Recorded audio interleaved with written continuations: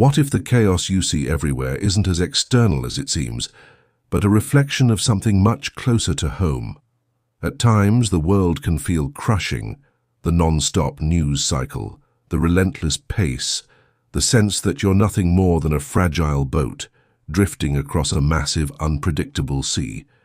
We invest so much effort trying to make sense of it all, attempting to control outcomes, to carve out certainty, to figure out where we belong. Yet what if the answer to understanding everything out there has been quietly waiting in here all along? This is where Buddhism offers a striking insight, one refined over more than 2,000 years. To understand the mind is to understand the world.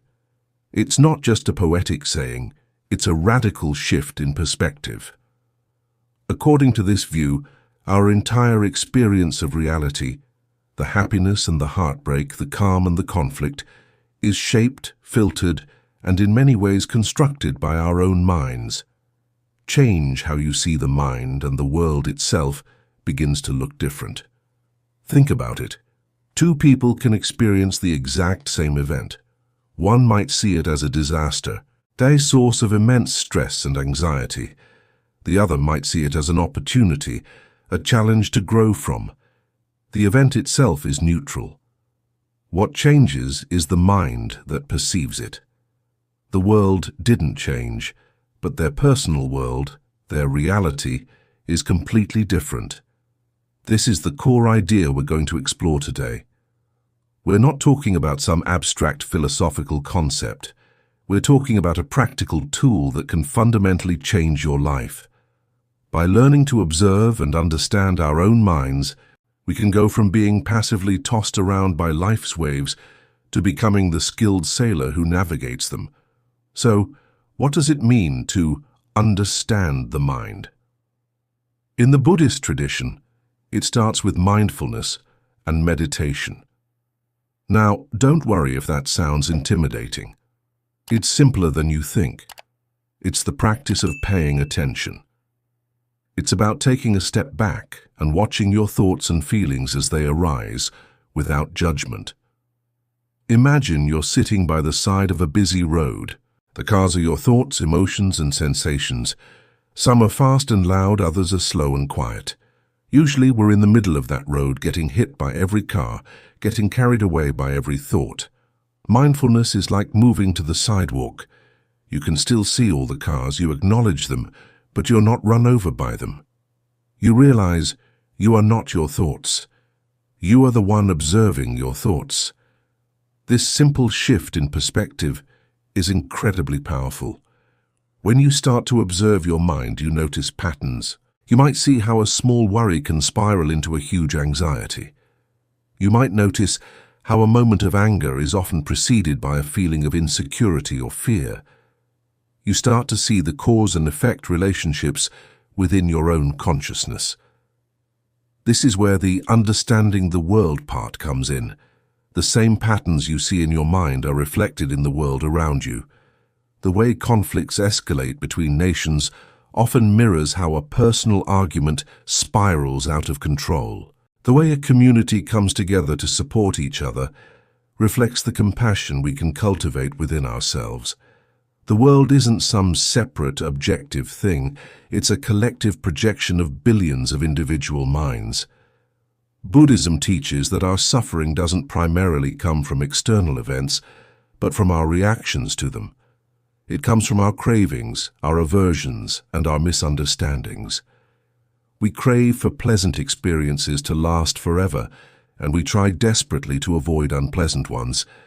This constant push and pull, this resistance to the natural flow of life, is what creates tension and suffering.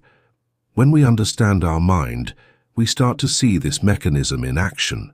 We see the craving arise, we see the aversion arise.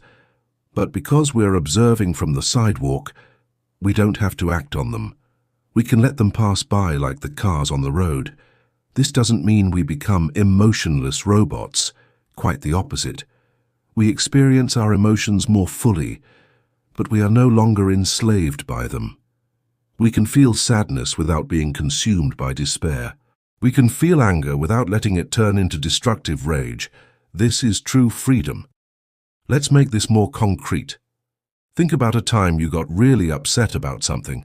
Maybe someone cut you off in traffic, or a friend said something that hurt your feelings. Your immediate reality became one of anger and frustration. The world for you in that moment was an unfair and irritating place. Now, through the practice of understanding your mind, you can learn to insert a pause. In that moment of trigger, you can take a breath and observe. There is anger arising, my heart is beating faster, my jaw is tight. By simply naming and observing these sensations without judgment, you create a space. In that space, you have a choice. You can choose to fuel the anger, honk the horn, and ruin your own day. Or you can choose to see it for what it is, a temporary burst of energy, a passing cloud, and let it go. You realize the other driver might be rushing to the hospital. You realize your friend might be having a bad day. The world suddenly looks different, more compassionate, more interconnected. You changed your mind, and in doing so, you changed your world. This principle extends beyond our personal frustrations. It applies to our biggest goals and deepest fears. Many of us believe that happiness is out there, in a new job, a new relationship, or a bigger house. We chase these external things, believing they will finally bring us peace. But as we often discover, even when we get what we want, the satisfaction is fleeting. Soon a new desire pops up. The Buddhist perspective flips this on its head. It says that true lasting happiness and peace are not things you find, but qualities you cultivate. They are cultivated within the mind. By training the mind in compassion, generosity, and wisdom, we create a source of well-being that is independent of external circumstances. This is like building your own well instead of constantly searching for water in a desert. When you cultivate compassion for yourself, accepting your own flaws and mistakes, it naturally extends to others. You start to see the world through a lens of kindness. When you practice generosity, not just with material things, but with your time and attention, you feel more connected and less isolated. The world becomes a friendlier place. When you cultivate wisdom, understanding the impermanent nature of all things, you learn to hold life's joys and sorrows more lightly. The world becomes less threatening and more like a miraculous, ever-changing dance. So, the statement, "To understand the mind is to understand." The world is not about magically gaining knowledge of quantum physics or global economics just by sitting on a cushion. It's about understanding the very instrument through which you experience everything. It's like a filmmaker realizing that the quality of their movie depends not just on the story, but on the lens they use. Our mind is our lens. If the lens is dirty, distorted, and colored by anger and fear, the world will look dirty, distorted, and frightening. If we can clean that lens and see with clarity, compassion, and wisdom, the world will reveal its inherent beauty and interconnectedness. This is a lifelong journey, not a quick fix. It requires patience and gentle, consistent effort. But every step you take on this inner path, every moment you spend getting to know your own mind, is a step towards a more peaceful, meaningful, and authentic life. You stop being a victim of circumstance and start becoming the architect of your own experience. The world out there won't stop being chaotic. There will always be challenges and difficulties, but what changes is you. You become the calm center in the midst of the storm. And from that place of inner peace, you can engage with the world more effectively, more compassionately, and more wisely than ever before.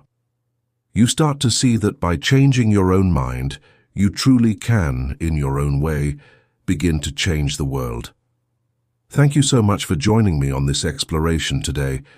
If this resonated with you, I encourage you to simply start by taking a few moments each day to watch your breath and observe your thoughts without judgment. It's a small step that can lead to a profound transformation. Be sure to like this video and subscribe for more content on finding clarity and peace in our modern world. See you next time.